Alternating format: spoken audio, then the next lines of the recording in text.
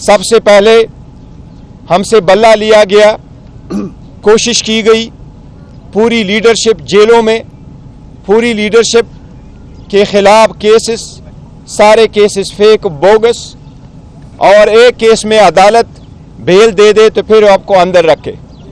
आपको मालूम है सारी स्ट्रगल के बावजूद खान साहब का पैगाम जेल से आवाम के पास पहुंचा रहा, और खान साहब का यही एक पैगाम रहा कि हमें ग़ुलामी नामंजूर है और हम अपना स्ट्रगल इलेक्शन के लिए कंटिन्यू रखेंगे, आवाम के हकूक़ों के लिए जदोजहद जारी रखेंगे।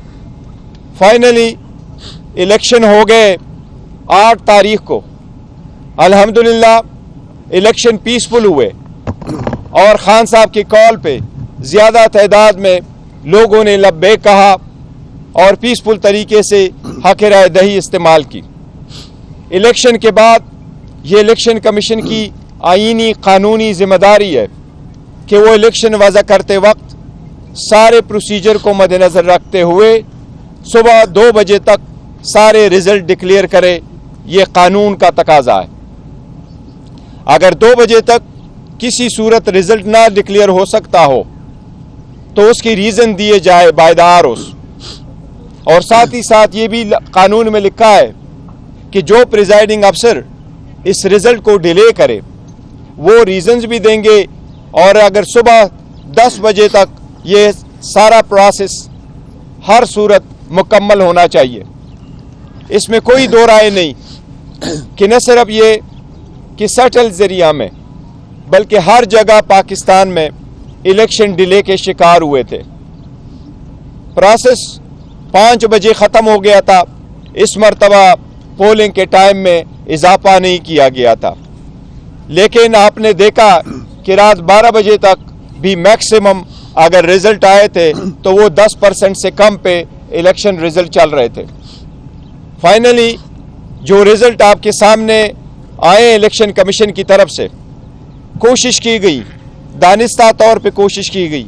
इलेक्शन कमीशन अपने आईनी और कानूनी ज़िम्मेदारी में पहले भी नाकाम हो चुका था, लेकिन वो आखिरी ज़िम्मेदारी जो इलेक्शन कमीशन की थी कि वो कंपाइलेशन भी एक ट्रांसपेरेंट तरीके से हो, और जब इलेक्शन की टैली हो रहा हो, कंपाइलेशन हो रहा हो, इन्हें प्रिजाइडिंग अफसरों की वज़ा करदा फॉर्म 45 जब रिटर्निंग अफसर के सामने आए और उससे फॉर्म 47 बनता हो, तो कानून ये कहता है कि उस वक्त सेक्शन 92 के मुताबिक कंटेस्टिंग कैंडिडेट या उसका इलेक्शन एजेंट या ऑथराइज्ड ऑब्जर्वर मौजूद होगा तो कंपाइलेशन होगी। इन 3 बंदों में से किसी एक को बाहर नहीं रखा जा सकता। बावजूद इस कानूनी तकाजे के वो सारा प्रोसेस इंडिविजुअली जो उन्होंने करवाया उससे इलेक्शन डिले हुए, और बिल्कुल दानिस्ता तौर पर कोशिश की गई कि पाकिस्तान तहरीक इंसाफ की विनिंग सीट्स को कन्वर्ट करके उसको डिफीट का शक्ल दिया जाए।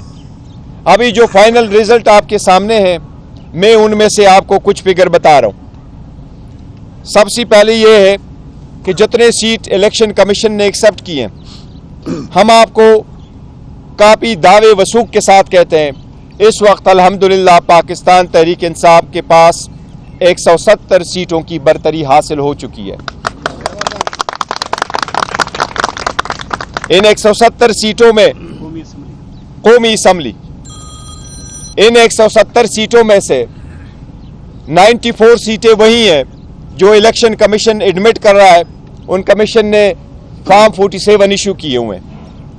इसमें 22 सीटें ऐसी हैं जिसमें 3 इस्लामाबाद की है, 4 सिंध की और बाकी सीटें पंजाब की है, कि वो सारे फॉर्म 45 के बावजूद जो हमारी विनिंग सीट से ऑलरेडी और हमारी विक्ट्री डिक्लेयर्ड है उस पर उसको कन्वर्ट किया गया है टू डिफीट, जिस पे हम कानूनी कार्रवाई का अंदेशा दे चुके हैं। हम कह रहे हैं कि उस पर यह होगा और ये हमारी सीटें और हमारे पास रहेगी। इसके साथ साथ टोटल बाकी सीटें पंजाब में हैं। KPK के 45 सीट्स में से पाकिस्तान तहरीक इंसाफ अल्हम्दुलिल्लाह 39 सीटें जीत चुकी है। ये किसी भी हिस्ट्री में, पाकिस्तान की हिस्ट्री में یہ فرسٹ ٹائم ہے کہ کوئی پارٹی نیشنل اسمبلی کی اتنی سیٹیں KPK سے جیت چکی ہے. اس کے ساتھ ساتھ KPK میں پریفرنشل سیٹوں میں سے ہمارے پاس الحمدللہ KPK میں 2/3 میجارٹی آ چکی ہے. اسی طرح پنجاب میں ہم میجارٹی میں جا رہے ہیں. اس لیے آپ سب لوگوں کے سامنے میں آپ کے پاس کچھ گزارشات کروں گا. سب سے پہلے یہ کہ میں قوم کو مبارکباد دیتا ہوں.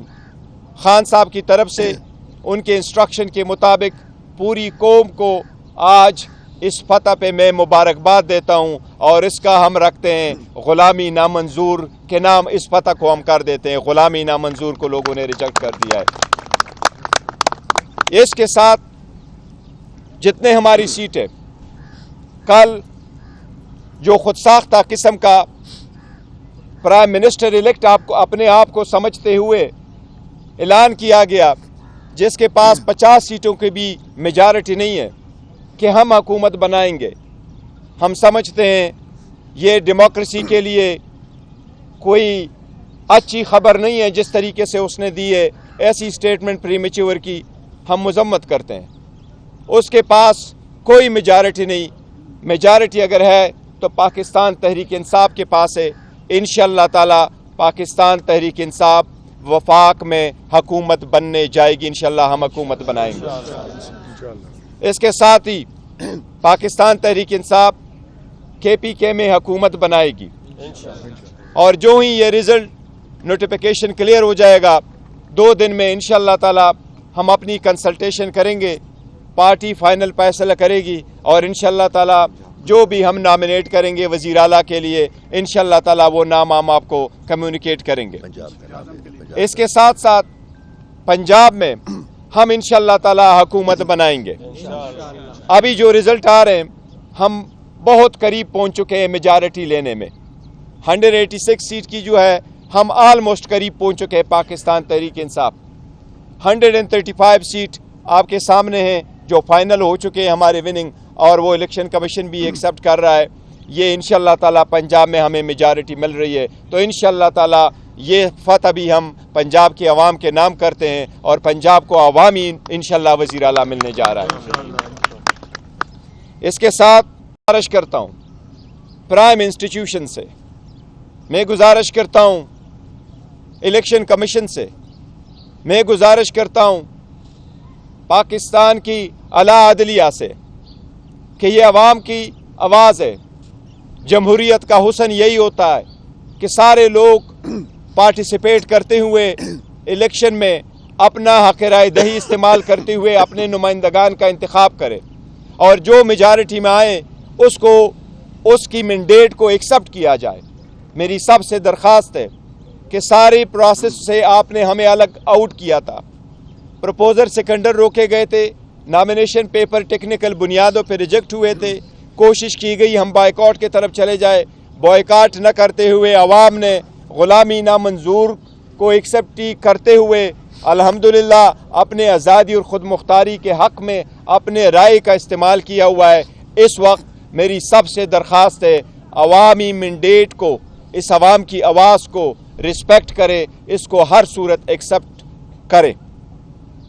عوام کی آواز کو دبانا، عوام کی رائے کو مسترد کرنا، کسی کے لیے اپنے مرضی کی حکومت بنوانا اکانومی برداشت نہیں کر سکے گی، اس کی جمہوریت برداشت نہیں کر سکے گی. ہماری سب سے ریکویسٹ ہے، درخواست ہے کہ عوام کے اس مینڈیٹ کا احترام کرتے ہوئے پاکستان تحریک انصاف کے لیے کوئی رکاوٹ حائل نہ کی جائے. رزلٹ جلد سے جلد ڈکلیئر کیا جائے.